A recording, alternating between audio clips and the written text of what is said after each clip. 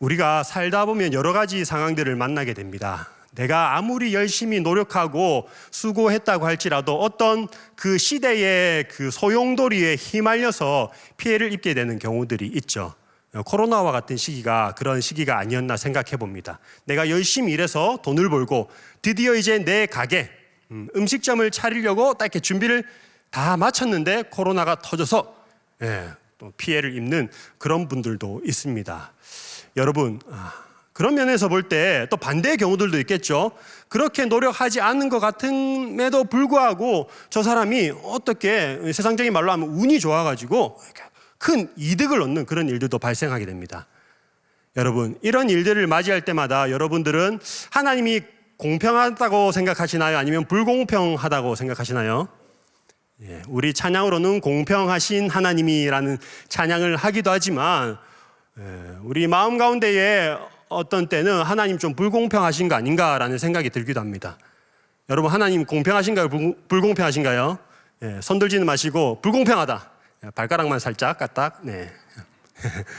하나님 불공평하시죠. 하나님 불공평하십니다. 어떤 사람은 열심히 노력했는데도 자기가 수고한 것보다 하나님 더 주시지 않을 때 불공평하시죠. 그런데요, 신앙이 있는 우리들, 하나님을 믿는 우리들은요, 하나님이 불공평하시지만 어떻게 생각하느냐, 이렇게 생각합니다. 우리가 일한 것보다, 우리가 행한 것보다 하나님은 나에게 더 많이 베푸셨다. 그렇기 때문에 하나님은 불공평하시다. 믿으십니까? 네. 잘 이해가. 여러분 생각해 보세요. 여러분 일주일 동안만 생각해 보세요. 내가 지었던 죄와 여러분이 행했던 선을 저울에 달아서 이 시간 한번 비교해 봅시다. 어느 쪽으로 기울지. 사실은요, 하나님이 우리가 행한 대로만 평가하시고 심판하신다면 우리는 이 자리에 다 없습니다. 죽을 수밖에 없는 존재들이죠. 그렇지만 예수님 때문에 우리를 봐주시는 거죠. 매일매일 그 예수 그리스도의 피로 인해서 하나님께서 봐주시기 때문에 우리가 이 자리에 나올 수 있는 겁니다. 여러분, 그 다니엘이 살았던 시대, 이스라엘이 포로로 끌려갔던 시대가 이렇게 어떤 상황에 그 세상적인 그 소용돌이 속에서 휘말려서 피해를 본 상황이라고 할 수가 있습니다. 다니엘이 살았던 시대가 그런 시대였다는 것이죠. 역사적인 배경을 잠시 설명을 드리자면요, 이스라엘은 다 아시다시피 지금도 작은 나라지만 당시에도 굉장히 작은 나라였습니다. 아이러니하죠. 하나님이 온 세상의 만왕의 왕이 되시고 만주의 주가 되신에도 불구하고 이스라엘이라는 나라는 한 번도 제국이 된 적이 없어요. 세상을 제패한 적이 없습니다. 작은 나라였습니다. 고대 근동의 작은 나라였고 그 주변에 큰 나라들이 둘러싸여 있었습니다. 오늘 본문의 배경에 보면요, 큰 나라 두 나라가 이스라엘을 사이에 두고 힘의 경쟁을 일으키고 있었어요. 남쪽에는 애굽, 북쪽에는 아수르가 조금씩 힘이 쇠퇴하고 바벨론이라는 신흥 세력이 등장하고 있었죠. 그래서 이 애굽과 바벨론이 힘의 대결을 하다가 전쟁을 일으킵니다. 그 전쟁이 무슨 전쟁이냐? 갈그미스 전투입니다. 갈그미스란 곳에서 두 나라가 이제 전쟁을 일으키는데요. 첫 번째 전쟁에서는 거의 대등하게 전쟁이 끝납니다. 그런데 2차 BC 605년에 2차 갈그미스 전투가 일어나게 됐는데 그때 혜성같이 등장한 장군이 있었으니 그 사람이 바로 바벨론의 느부갓네살입니다. 왕자이자 장군이었습니다. 아주 역사적으로 보면 뛰어난 인물이에요. 우리 기독교 역사에서는 그렇게 좋지 않은 평가를 받지만 역사적으로 평가해보면 굉장히 뛰어난 장군이라고 할 수 있습니다. 그 장군이 전쟁에서 승리해서 애굽을 몰아내게 됩니다. 그리고 그 이스라엘을 포함한 고대 그 근동의 패권을 완전히 장악하게 되는 것이죠. 그리고 거기에 소용돌이에 휘말려서 바벨론이 이스라엘을 침략하게 되고 거기서 포로를 끌고 가게 됩니다. 이때가 언제라고요? 주전 BC 605년에 일어난 사건입니다. 그러니까 이때 바벨론의 1차 포로가 끌려갔고 거기에 다니엘도 포함되어 있었다는 것이죠. 여러분, 포로를 끌고 갈 때 모두 다 끌고 간 게 아닙니다. 1차, 2차, 3차 세 차례에 걸쳐서 포로를 끌고 갔는데 1차는 그렇게 많은 숫자는 아니었어요.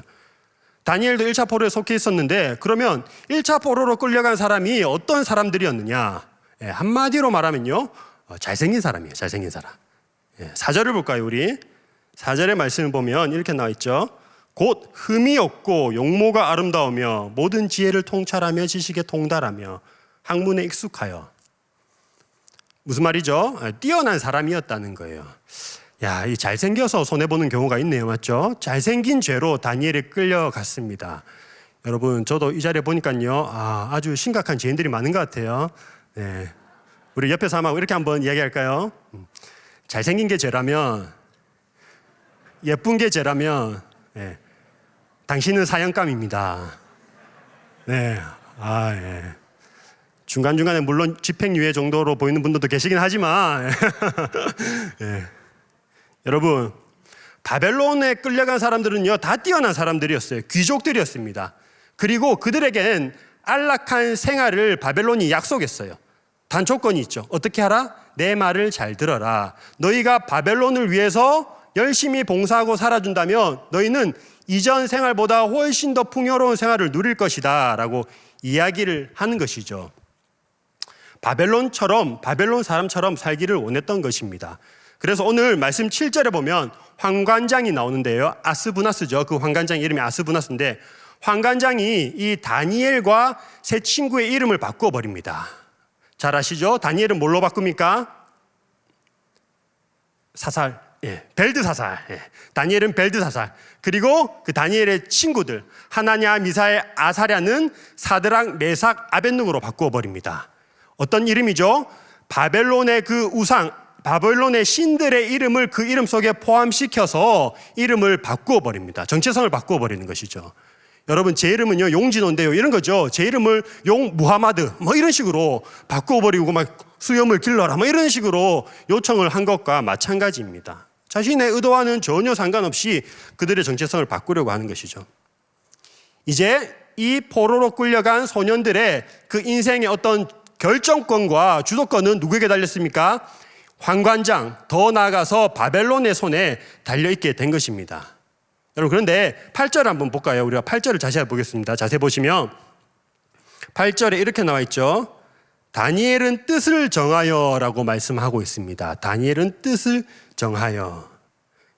뜻을 정하여라는 말은 마음을 결정했다는 것입니다. 어떤 일을 결정하기 위해서는 기준이 있어야 되죠. 분명한 기준을 설정하고 그 기준에 따라서 움직이기로 마음 먹었다고 이야기를 하고 있습니다. 자신의 마음을 결정한다는 건 내가 더 이상 누군가의 의견에 끌려가는 것이 아니라 스스로 결정하겠다는 그런 의지를 보여주고 있습니다.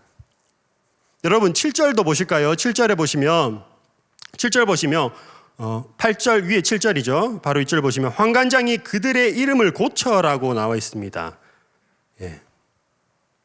자막 보이시죠?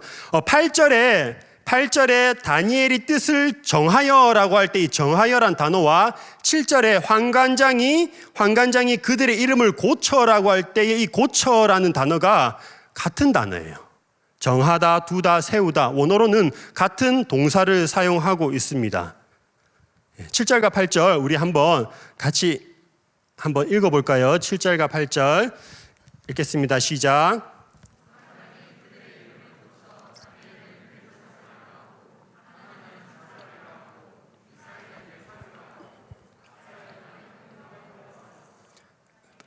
뜻을 정하여 왕의 음식과 그가 마시는 포도주로 자기를 더럽히지 아니하리라 하고 자기를 더럽히지 아니하도록 환관장에게 구하니.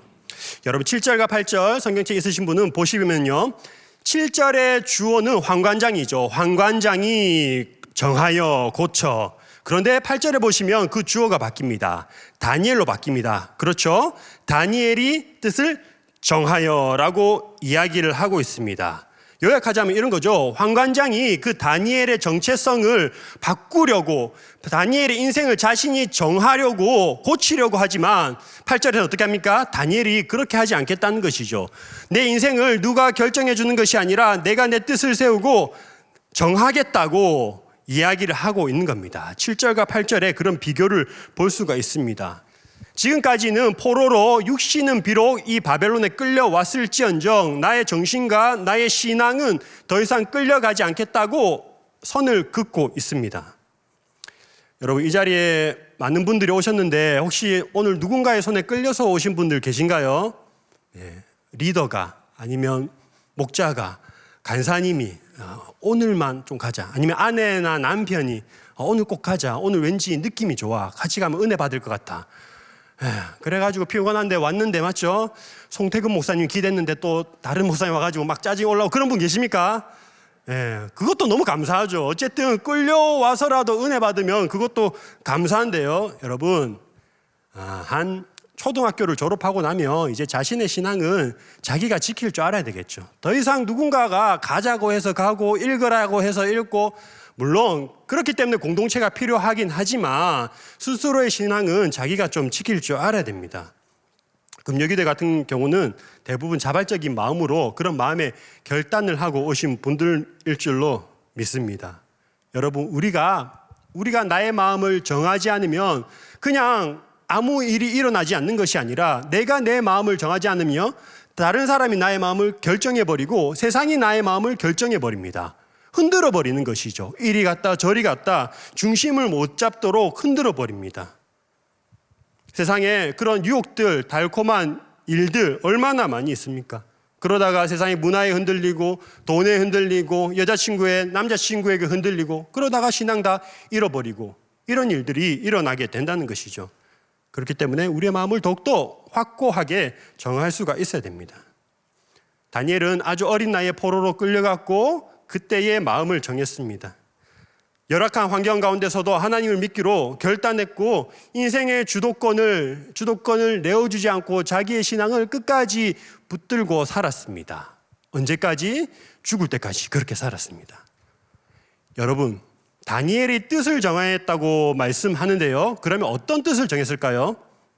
구체적인 부분이 8절에 나오는데, 다시 한번 8절 제가 읽어보겠습니다. 8절에 한 번 더 보시면, 다니엘은 뜻을 정하여 왕의 음식과 그가 마시는 포도주로 자기를 더럽히지 아니하리라 하고, 자기를 더럽히지 아니하도록 환관장에게 구하니. 다니엘이 정한 거는요, 먹는 것이었습니다. 왕의 음식과 포도주를 자기는 먹지 않겠다라는 것입니다.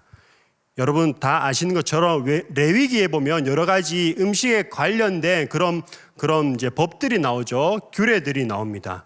유대인들에게는 독자적인 그런 음식법이 있었습니다. 구별되게 하는, 율법에는 먹어도 되는 음식과 먹어서는 안 되는 그런 음식이 구분되어 있었습니다. 그래서 아마도 바벨론 왕이 주는 그 음식 가운데는 먹어서는 안 되는 그런 음식이 포함되어서 있었을 거예요. 뭐 돼지고기 같은 것들, 그런 음식들이 포함되어 있었겠죠. 율법에 어긋나는 그런 음식이었습니다. 또 그렇지 않다고 할지라도 사실 포도주는 마셔도 되잖아요. 여러분, 술을 마시면 안 됩니다. 여러분은 술 마시면 안 되지만 이스라엘의 사람들은 포도주 마셨잖아요. 맞죠? 포도주를 물처럼 이렇게 자주 마셨는데, 오늘 본문에 보면 다니엘이 포도주도 마시지 않겠다고 이야기를 해요. 보면요, 그 당시에 바벨론의 우상에게 제사를 드렸던 그 음식이 왕의 음식이었고 포도주였고, 그렇기 때문에 그 우상에게 제물로 바친 그 음식을 다니엘이 거절했기 때문에 음식과 포도주를 마시지 않기로 결정합니다. 그리고 대신 뭐 먹습니까? 뭐 먹죠? 채식 먹죠. 채식. 다이어트 하고 싶어서가 아니라 정말 자기 마음을 정하고 굳건하게 이제 채식주의자가 되겠다, 나는 이렇게 결심을 하고 채식만 먹습니다. 여러분, 그러면 채소는 먹어도 될까요? 그런 궁금증 좀 든 적 없으십니까? 채소는 먹어도 괜찮을까? 건강이 좋으니까 괜찮겠지. 뭐 그런 개념으로 접근하시면 안 돼요. 채소도 우상 제물에 쓰여진 음식일 수 있어요, 여러분. 채소도 우상 제물에 쓰여진 음식이었을 가능성이 많이 있습니다. 더 나아가서 살펴볼까요? 유대인들이 지키는 그 탈무드라는 게 있죠. 탈무드에 이런 글이 있습니다. 이방인에 의해 생산된 빵이나 우유나 기름 등을 마시는 것을 금지한다. 무슨 말이냐면, 이방 땅에서 나고 이방인들이 조리하고 이방인들이 만든 그 음식은 설령 제사에 쓰인 음식이 아니더라도 그런 음식은 금지한다라고 이야기를 했어요. 그러면 다니엘은 고기뿐만 아니라 술뿐만 아니라 채소도 먹지 말아야죠. 굶어 죽어야죠. 그 정도 각오되면, 신앙의 갈등 이제 각오가 되어 있다면. 아니, 그 전에 앞서서 다니엘에게 벨드사살이라는 이름을 부여했을 때에 이게 무슨 일이지? 나는 여호와의 신앙을 포기할 수 없다. 벨, 그 우상의 이름이 있는 이름을 나는 가질 수 없다. 그때 거부를 했었어야죠. 근데 거부하지 않죠. 아무런 반항도 하지 않습니다. 바벨론의 학문을 배우고 바벨론 왕을 돕습니다. 정말 엄격하게 말하자면 그 바벨론의 궁에 들어가는 것부터 거부해야 하지 않을까요? 내가 이곳에 이 타락한 문화 가운데에 내 몸을 더럽힐 수 없다. 그렇게 생각할 수 있는 거잖아요. 학문도 거부해야 되죠. 점성술이나 우상에 대한 여러 가지 지식들을 배우게 될 테니까 그것도 거부해야 되겠죠. 우리로 따지면 무엇입니까? 학교에서 이거 안 좋게 배운다고 이것도 거부하고, 군대에서 이거 안 좋으니까 이것도 거부하고, 다 거부하며 살아야 되겠죠. 근데 다니엘은 어떤 부분에 있어서 거부를 하고 있습니다. 하나님께서 다니엘에게 특별하게 너 왕이 주는 음식과 포도주 먹으면 안 된다, 딱 결정해 준 것이 아니라 다니엘이 스스로 마음을 정합니다. 물론 성령께서, 하나님께서 그런 마음을 주셨겠죠. 그렇지만 직접적으로 말씀하지는 않으셨어요. 다니엘이 이 음식을 거부한 건요, 크게 두 가지가 있는데요. 첫 번째는 이유는 그겁니다. 왕이 주는 특혜를 나는 누리지 않겠다는 그런 결단이 있었기 때문에 왕이 주는 음식을 거부했습니다. 여러분, 왕이 주는 그 포도주와 음식, 아무나 먹을 수 있는 음식이 아니죠. 굉장히 특별한 음식입니다. 반대로 채소 같은 경우는 구하는 반대되는 음식이라고 할 수 있어요. 좀 평범하고 일상적이고 그렇게 값이 나가지 않는 음식이 채소라고 할 수 있습니다. 왕의 음식과 포도주를 먹는 사람들은 특별한 대우를 받는 사람들이었어요. 함부로, 다른 사람들이 함부로 건드릴 수 없는 왕의 울타리 안에 있는 사람들, 왕의 보호를 받고 또 왕으로부터 특별한 영향력을 얻고 인생의 어떤 보장을 받을 수 있는 그런 사람들이 왕의 음식을 먹는 사람들이었습니다. 그런데 다니엘이 그걸 거부한다는 건 자신이 조금 불편한 삶을 선택하는 거죠. 조금이 아니라 많이죠. 또 그리고 위험한 그 인생을 스스로 걸어가기로 결단하는 겁니다. 자신의 삶을 왕에게 맡기는 것이 아니라, 나의 주인이 이 바벨론의 왕이 아니라 나의 주인은 오직 하나님 한 분뿐임을 고백하는 그 고백이 그 행동으로 드러났는데, 그것이 음식과 포도주를 거부한 것이라는 거죠. 우리가 잘 아는 것처럼 사람이 떡으로만 사는 것이 아니라 우리는 하나님의 공급하심으로 산다. 그것이 마음의 결단으로 드러나는 행동이 오늘 다니엘의 행동입니다. 여러분, 세상에서 우리를 안전하게 해줄 것 같고 보장해 줄 것 같은 그런 특혜, 특별한 혜택들, 나만 특별한 사람처럼 여기면서 다가오는 그런 유혹들에 속지 마시기 바랍니다. 광고를 보면 그런 거 많이 있죠. 띵동, 고객님에게만 드리는 특별한 혜택. 딱 100분만 선착순으로 모십니다. 저도 예전에 그게 인터넷에서였는지 좀 문자로였는지 좀 가물가물한데요. 그런 걸 딱 봤어요. 고객님 100분에게만 드리는 특별한 혜택.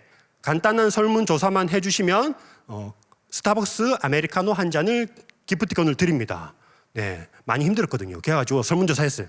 설문조사하고 딱 했는데 그 뒤로 전화가 얼마나 많이 오는지 전화가 계속 오는 거예요. 그러면서 너무 친절하게 우리 집 경제 사정을 걱정해 주더라고요. 사장님 요즘 많이 힘드시죠? 제가 사장님은 아니지만 힘들긴 힘듭니다. 돈 필요하시면 연락 주세요. 제가 목사라서 그래 특별하게 큰 돈은 필요 없습니다. 하여튼 막 계속 우리 경제 사정을 물어보면서 전화를 해주는 거예요. 전화가 막 오더라고요. 그때 느꼈죠.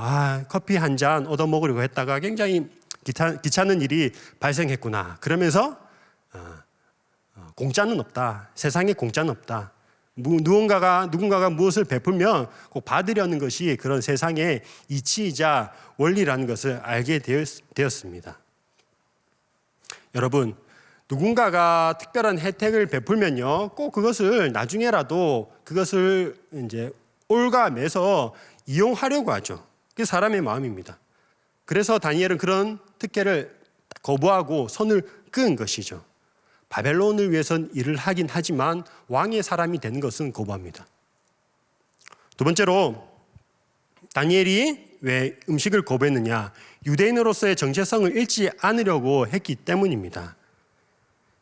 여러분, 이스라엘은 그 바벨론의 침략에 의해서 나라가 없어졌습니다.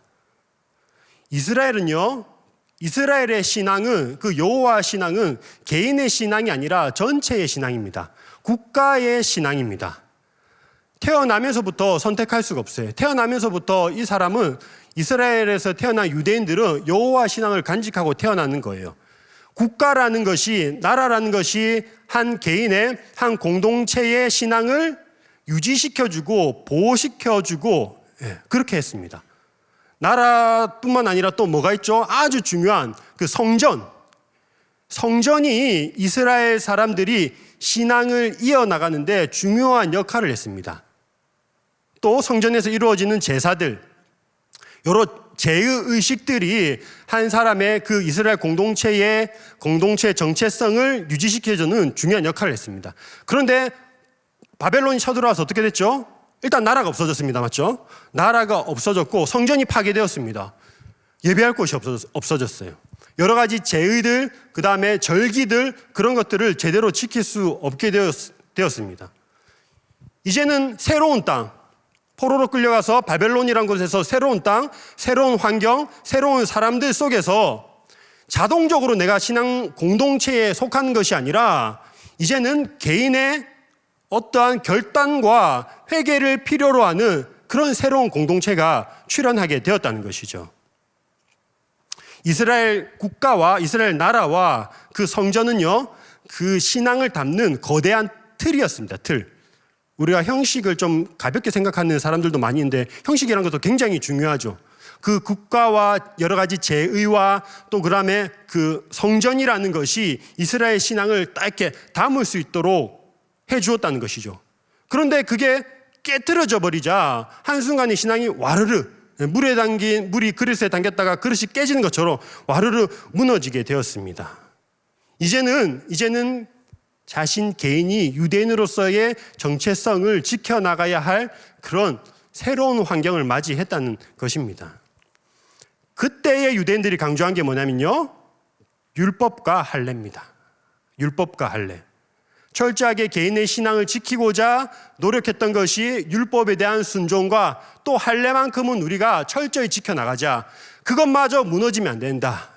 우리의 정체성을 지킬 수 있는 것, 이것은 무너지면 안 된다라면서 율법과 할례를 굉장히 중요시 여기고 끝까지 이어져 오게 됩니다. 그런 맥락에서 시간이 흐른 뒤에 어떤 사람들이 나타나게 됐냐면 바리새인들이 나타나게 되었죠. 율법을 굉장히 중요시하는 사람들. 여러분, 오늘 본문에 나온 다니엘도요, 이와 같은 맥락입니다. 음식을 먹지 않는 것도 이와 같은 맥락입니다.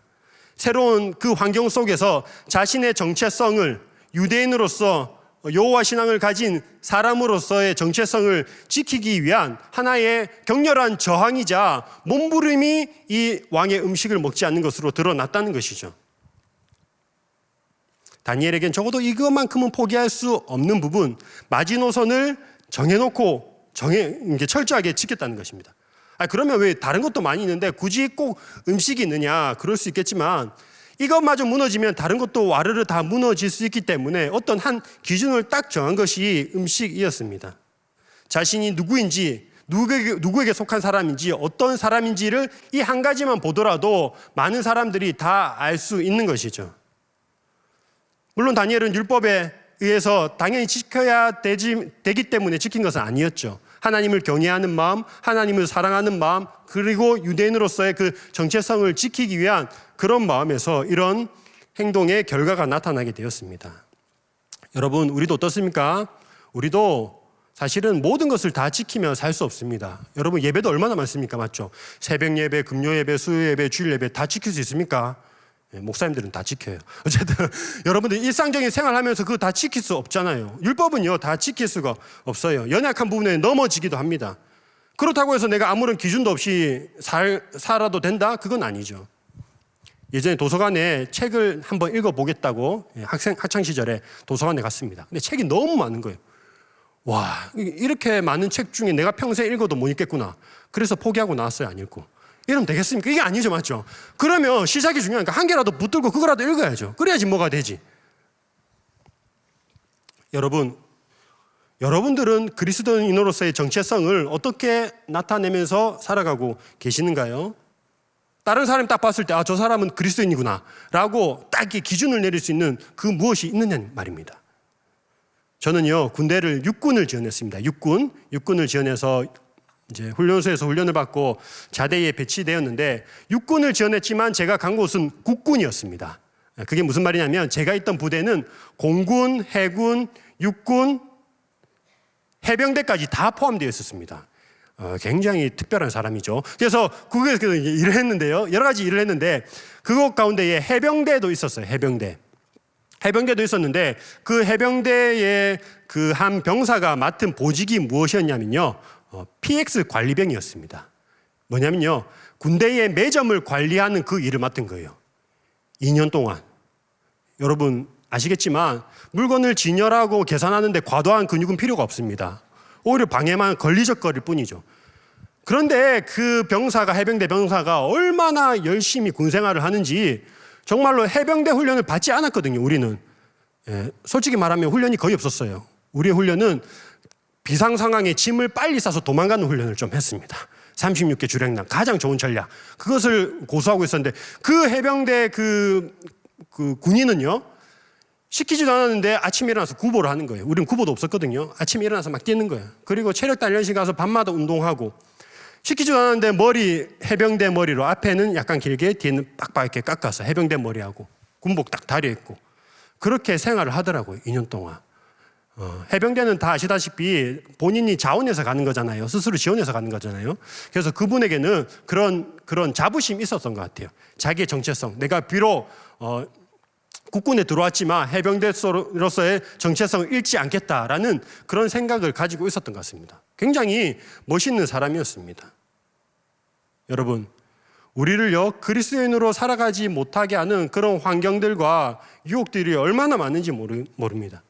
그리스도인이 되기를 포기하도록 만드는 일들, 그리고 그리스도인으로 살아가긴 살아가지만 하나님을 섬김과 동시에 또 다른 것을 섬기도록 우리를 조금씩 유혹하는 일들이 얼마나 많은지 모릅니다. 그런 상황 가운데 우리가 믿음 지키고 사는 거 사실은 쉽지 않은 일이죠. 그런데 여러분, 우리가 언제까지나 시대 탓만 하고 사람 탓만 하고 상황 탓만 하고 이럴 수는 없지 않겠습니까? 다니엘은요, 더 심한 환경이었습니다. 다니엘이 처한 환경을 한번 생각해 보면, 강제로 포로로 끌려갔습니다. 강제로 포로로 끌려가고 부모님과 떨어져서 지내야 했습니다. 가족이 전체가 가지는 않았을 거예요. 자신을 보호해 줄 어떤 사람들, 함께 정서적인 그런 공감을 나눌 사람들이 부족했던 것이죠. 그리고요, 다니엘서 보면 환관장이 다니엘을 교육했다고 나오는데, 환관장이 교육했다는 말은 다니엘은 환관이었다는 말입니다. 그렇죠? 환관은 뭡니까? 내시죠, 내시. 거세를 당해야 했을 것입니다. 그럼 다니엘서 실제로 보면 어떤 가족의 이름이나 결혼했다거나 자손에 대한 기록이 전혀 없습니다. 평생은 외롭게 그렇게 살아야 했습니다.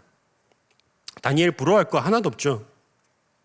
다니엘과 그 친구들이 끌려갔던 거리는요, 예루살렘에서 바벨론까지 거리는 약 1300km 정도가 되었습니다. 걸어서 그 몇 달을 걸쳐서 갔겠죠. 걸어가면서 얼마나 많은 생각들을 했겠습니까? 하나님 살려주십시오. 아니, 걷는 그 이전부터, 나라의 위기가 왔을 때부터 얼마나 많은 기도를 했겠습니까? 하나님, 우리 죄를 용서하시고 건져주십시오. 살려주십시오. 함락당하지 않게 해주십시오. 열심히 기도했을 겁니다. 그런데 나라가 빼앗겼습니다. 기도가 한번 좌절되었죠. 하나님, 나는 아니지요. 근데 끌려갔어요. 그럼 또 기도가 또 이게 좌절이 되었죠. 하나님, 이게 무슨 상황입니까? 하나님 살려주십시오. 라는 그런 기도를 하는데 점점 상황은 좋지 않아집니다. 그런 상황 가운데서도 바벨론은 믿음을 지키고 살아가고 있다는 것이죠. 다니엘은 믿음을 지키고 살았다는 것이죠. 예루살렘에 있는 성전 기물들이 바벨론으로 다 옮겨지고, 믿었던 그 하나님이 바벨론의 신 마르둑에게 진 것 같은 그런 상황, 전능하신 하나님이 아니라 패배하신 하나님 같은 그런 느낌이 드는 그런 상황들이 펼쳐지게 되었습니다. 더 이상 희망이 없죠. 더 이상 희망이 없습니다. 그런 상황 가운데에 다니엘과 세 친구는 왕에게 특별하게 발탁이 되었고, 이런 상황 가운데 이제 살 길은 단 하나밖에 없죠. 내가 조금 이 바벨론 왕에게 잘 비벼서 내가 생각만 조금 바꾸면 괜찮은 인생이 될 수도 있겠다라는 그런 어떻게 보면 위기 가운데 찬스가 다니엘에게 찾아온 겁니다. 여러분, 우리는 그렇게 생각하죠. 시대가 변하면은 거기에 빨리 발맞춰서 대응하고 자기의 몸을 맞추는 사람이 더 현명해 보인다. 트렌드에 민감한 게 좀 반응해야 된다. 그런 이야기를 많이 합니다. 세상이 바뀌면은 나의 정체성도 거기에 따라서 바꾸어야 한다라고 생각합니다. 문화를 따라가야 한다고 생각합니다. 바벨론이라는 나라가 사실은 이스라엘하고도 비교되지 않는 어마어마한 나라죠. 문화적으로나 정치적으로나 경제적으로나 굉장히 발달한 나라입니다. 여러분, 제가 그림 하나를 준비했는데요. 이 바벨론의 성문인데 이슈타르 문이라는 그 문이 있습니다. 이슈타르라는 문이 있는데 이거는 독일의 한 박물관에 다시 만들어 놓은 문인데요. 사막과 같은 광야와 같은 그 땅 가운데의 중동 지역에 이런 청색깔의 거대한 문이 서 있습니다. 그 문을 통과하면 이제 바벨론으로 들어가게 되는 거예요. 여기에 나와 있는 여러 가지 동물들, 형상들이 바벨론이 섬기고 있는 그런 신들을 형상해 놓은 그런 조각입니다. 이 문을 통과하면서 다니엘이 어떻게 생각했겠습니까? 완전히 압도당하는 것이죠. 완전히 압도당하는 거. 자신의 인생은 지금까지 우물한 개구리였구나. 이제 새로운 세상이 펼쳐지는구나 라고도 생각할 수 있었을 것 같습니다. 또 한편으로는 얼마나 자기가 초라하게 느껴졌겠습니까? 이 거대한 문을 지나면서 나라는 존재, 포로의 자신의 신분을 생각하면서 나는 이제 인생 끝났구나. 나는 정말 끝났구나. 이런 생각을 가질 수가 있었겠죠. 우리가 막 인스타 같은 거 보면서 다른 사람들 해외여행 가고 맛있는 거 보면은 굉장히 내가 좀 약간 좀 작아지는 초라한 듯한 느낌. 그런 느낌보다 100배, 1000배 정도의 그 느낌을 다니엘이 받았을 것입니다. 바벨론의 그 상황 가운데에.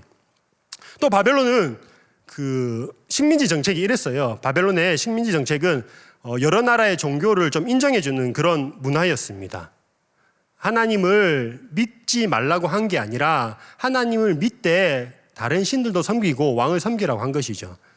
여러 신들이 있는데 바벨론의 그 주신이었던 마르두, 하나님은 마르두보다 조금 더 못한 신으로 바벨론 사람들은 생각을 했습니다. 하나님 믿지 말라는 게 아니죠. 오늘날로 비유하자면 이런 거죠. 비유하자면 누가 교회 못 가게 합니까? 교회 못 가게 하는 거 아니에요. 교회 가라는 거예요. 다만 적당히 하라는 거예요. 적당히. 신앙생활 좀 정도껏 하고 이것도 해야 되고 저것도 해야 되니까 적당히 하라는 겁니다. 하나님을 믿되 적당히 믿으라는 것이죠. 그 가운데 다니엘과 이 세 친구는 자신의 믿음 그리고 정체성을 끝까지 지켜나가고 있는 겁니다. 세상 문화의 한복판 가운데서 그 모든 것들이 집결된 당시의 최강 대국인 바벨론 한복판에서 나는 그리스도인이라고 외치는 것과 마찬가지라는 겁니다. 여러분, 제가 예전에는 다른 지방에서 사역을 했었는데요. 서울에 세미나가 있어서 올라올 기회가 있었습니다. 그래서 하룻밤 숙소에서 머물고 다음날 아침에 목사님들하고 몇 분하고 같이 커피를 마시러 스타벅스에 갔습니다.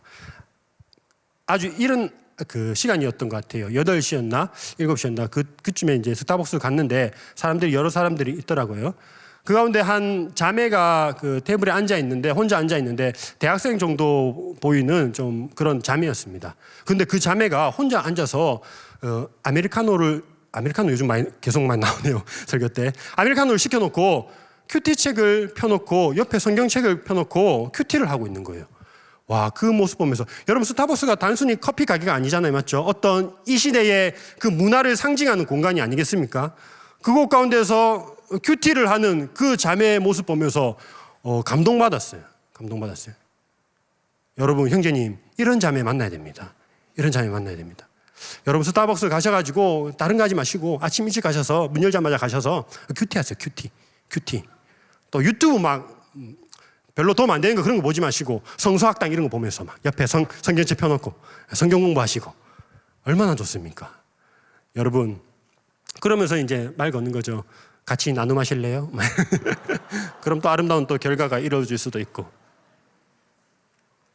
그렇게 하면 좋은 믿음의 짝을 만날 줄 믿습니다. 네. 조심하셔야 돼. 근데 조심하실게요. 요즘 이단들도 굉장히 많기 때문에 그것은 조금 조심하시고. 제가 보장은 못합니다. 네. 여러분, 다니엘과 세 친구가 이 마음을 정했던 것처럼 우리도 포기할 수 없는 어떠한 것들을 정해놓고 결단할 필요가 있습니다. 세상과 구별된 모습이 필요하다는 것이죠. 주의를 철저히 지키는 것, 내가 술을 마시지 않는 것, 매일매일 기도하는 것, 큐티하는 것, 성경 쓰는 것, 읽는 것, 어떤 것이든 나의 신앙을 유지시켜주고 발전시켜주고 나의 정체성을 흐트러뜨리지 않는 그 어떤 마지노선을 정해놓고 그것만은 철저히 지켜갈 필요가 있습니다. 그렇게 함으로써 우리 또한 사람이 떡으로만 사는 것이 아니라 하나님의 말씀으로 산다는 것을 경험해야 한다는 것이죠. 여러분, 단순히 먹는다 먹지 않는다 그 문제가 아니라 이런 모습을 통해서, 다니엘의 이런 모습을 통해서 여전히 바벨론 가운데도 하나님이 살아계시고 역사하고 계심을 드러냈던 것이죠. 다니엘 1장에 중요한 주제가 있는데요, 그게 뭐냐면 하나님의 신실하심입니다. 신실하신 하나님. 성전이 무너지고 전쟁에서 졌지만 하나님은 죽지 않으셨다는 겁니다.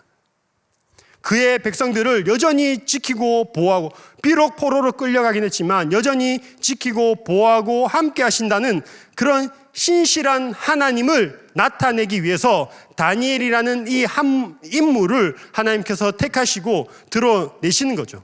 다니엘이라는 인물을 통해서 하나님을 나타내고 하나님의 영광을 드러내는 것입니다.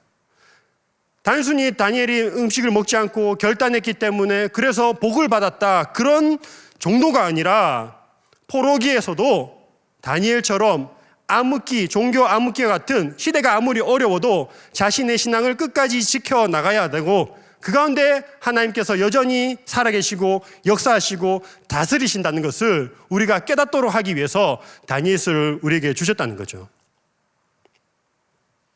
우리 17절의 말씀 한번 제가 읽어보겠습니다. 1장 17절입니다. 하나님이 이 내 소년에게 학문을 주시고 모든 서적을 깨닫게 하시고 지혜를 주셨으니 다니엘은 또 모든 환상과 꿈을 깨달아 알더라. 여러분, 여기도 보면요, 주어가 하나님이죠. 누가 주셨다고 말하고 있습니까? 다니엘이 바벨론에서 열심히 공부해서 학문을 깨닫게 해야 되고 뭐 그런 것이 아니라 하나님께서 지혜를 주셨다, 깨닫게 하셨다, 하나님이 베푸셨다라고 말씀하고 있습니다. 시대가 변해도 하나님은 변하지 않고, 시대가 변해도 하나님의 능력은 약해지지 않는다는 것, 그렇기 때문에 하나님은 여전히 우리에게 은혜를 베풀고 계시다는 것, 그것이 다니엘서 1장이 우리에게 주는 복음이죠. 여러분, 17절에 주다라는 이 동사가요 2절과 9절에도 똑같이 나옵니다. 1장 2절 말씀 있나요? 1장 2절 말씀 한번 같이 읽어보겠습니다. 시작.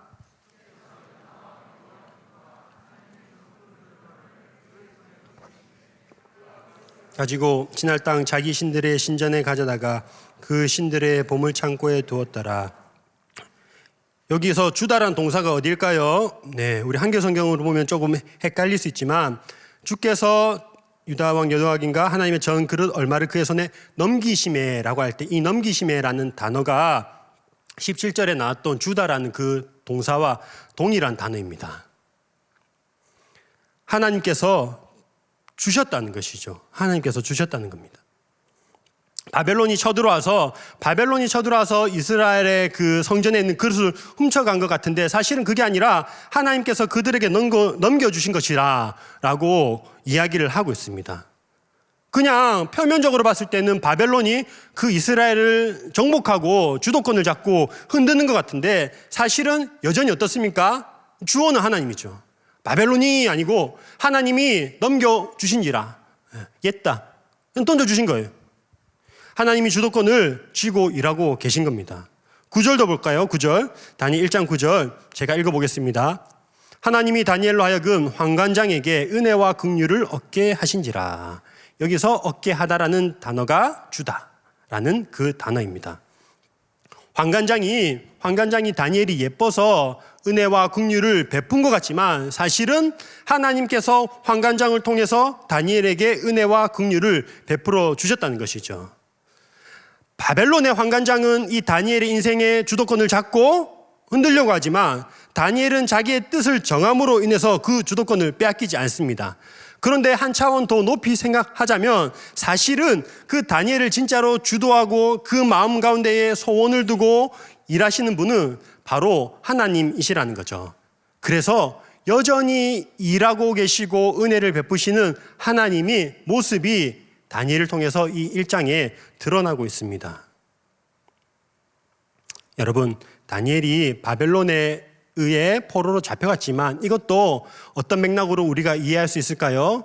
하나님이 다니엘을 바벨론으로 보내신 거죠. 네. 파송한 겁니다. 하나님이 넘겨주신 겁니다. 다니엘이 1차 포로로 끌려간 중요한 이유가 있는데요. 제가 21절, 1장 21절, 1장의 마지막 절인데 한번 읽어보겠습니다. 다니엘은 고레스 왕 원년까지 있으니라. 고레스 왕 원년이라는 것은 이스라엘이 포로에서 해방된 날입니다. 그때는 여러 왕이 바뀌었고 나라가 바뀌어서 이제 바벨론이 아니고 바사 제국이죠. 그때 이스라엘이 포로에서 해방되었습니다. 다니엘은 1차 포로로 끌려간 사람이라고 했습니다. 느부갓네살 이후에 여러 왕들을 거치면서도 중요한 관직에서 위치에서 중추적인 역할을 감당했습니다. 여러분, 다니엘은요 포로 기간 동안 약 한 68년, 69년을 포로 기간으로 살았어요. 전체 포로 기간은 한 70년으로 보거든요. 그러면 인생의 전부를 그냥 포로 기간에 산 거예요. 포로 기간 전체를 경험했습니다. 왜 그렇게 했겠습니까? 하나님은요 다니엘을 보내셔가지고 그런 중요한 관직에 다니엘을 앉히시고 그들의 백성들을 보호하신 것이죠. 여러분, 실제로 바벨론 포로 생활을 할 때의 이스라엘 사람들의 생활상의 모습은 그렇게 처참하진 않았어요. 밭이 일구고 집도 사고 나름대로 포로지만, 물론 포로라는 그런 어려움이 있지만 그럼에도 불구하고 어느 정도 생활을 영위할 수가 있었습니다. 복지들이 있었습니다. 그 일을 다니엘이 했다는 것이죠. 하나님은 다니엘을 보내셔서 그 이스라엘 자기 민족들을 위해서 그 위치에서 주요 관직의 위치에 있으면서 이스라엘 사람들의 복지에 신경을 썼다는 것이죠.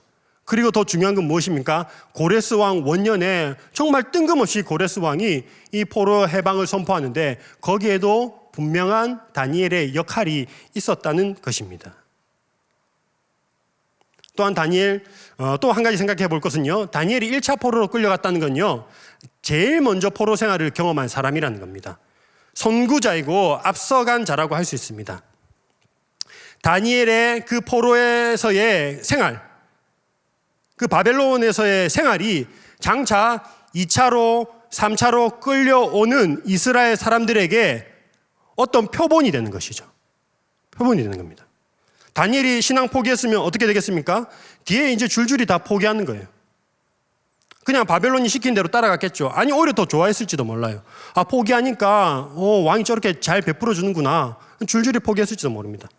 그렇지만 다니엘이 자신의 신앙을 지키고 정체성을 지키자, 그럼에도 불구하고 높은 관직의 위치에 있고 또 그런 생활을 누리게 되자 따라온 사람들도 2차, 3차 온 그 포로들도 용기를 얻는 것이죠. 하나님 살아계시구나. 예루살렘에만 하나님 계신 줄 알았는데 하나님이 다니엘과 함께 하셨고 이곳 가운데에 먼저 와 계시고 보호하고 계시는구나. 그들의 신앙을 지킬 수 있었던 겁니다. 사랑하는 여러분, 한 사람의 믿음의 그 정면 승부가 신앙의 길을 열었습니다. 여러분, 우리 자신 이 시대 가운데에, 이 시대 상황 가운데에 누가 우리를 보냈습니까? 하나님이 우리를 보내셨죠. 다른 시대가 아니라 이 시대 가운데에, 삼일교회 가운데에, 우리의 가정과 직장에 하나님께서 보내주셨습니다. 그냥 믿지 않는 사람들하고 똑같이 구별되지 않는 그런 모습으로 살아가는 것이 아니라 세상이 주는 그런 특혜 다 누릴 거 누리고 다 받고 그렇게 살아가는 것이 아니라 조금은 불편하고 조금은 위험을 감수하더라도 그리스도인으로서의 그 정체성을 결코 잊지 말고 살아가기를 하나님께서 우리에게 원하고 있는 것입니다. 우리의 구별된 삶을 통해서 하나님이 드러나고 여전히 하나님께서 일하고 계시고 과거의 하나님이 현재의 하나님이 되시고 장차 미래의 하나님이 되실 것을 우리의 모습을 통해서 드러내도록 현장 가운데 우리를 부르셨다는 사실을 기억하시기 바랍니다. 여러분이 가신 그곳에 이미 앞선 사람들이 있었습니다. 그렇죠? 우리 교회도 앞선 사람들이 있었습니다. 그리고 우리는 또 다른 곳을 개척하고 선구자의 역할을 하게 될 것입니다. 그 하나님을 믿고 우리가 있는 자리에서 정체성을 가지고 참된 그리스도인으로 살아가는 우리 모두가 되길 주님의 이름으로 축원합니다. 우리 함께 찬양 한 곡 하시겠습니다. 오직 믿음으로라는 찬양인데 함께 찬양하시겠습니다.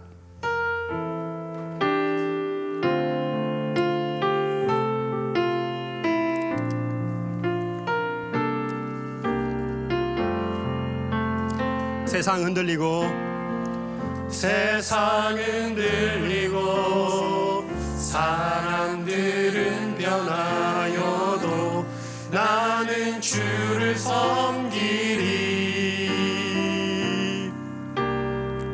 주님의 사랑은 영원히 변하지 않네. 나는 주를 신뢰해. 우리 1절 다시 한번 고백할까요? 세상은 들리고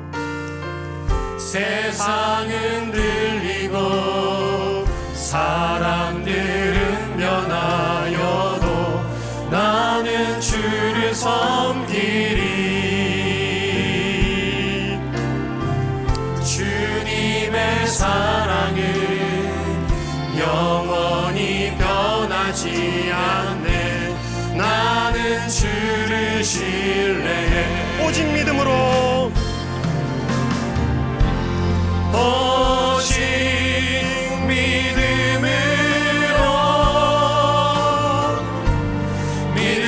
내가 살리라. 오직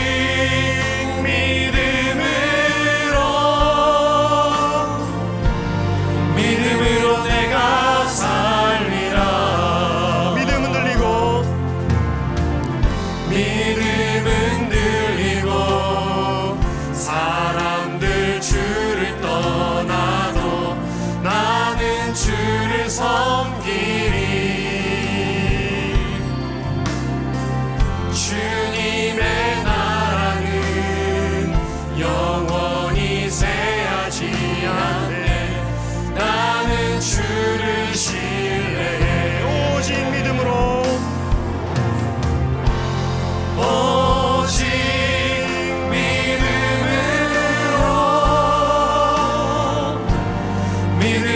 내가 살리라.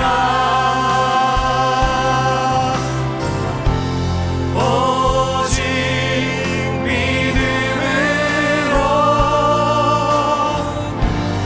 믿음으로 내가 살리라.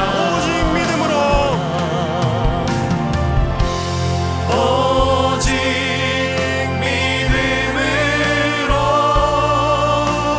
믿음으로 내가 살리라. 오직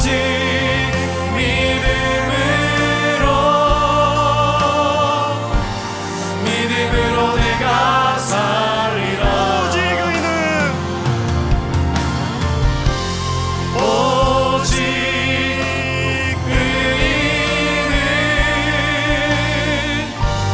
믿음으로 말미암아 살리라.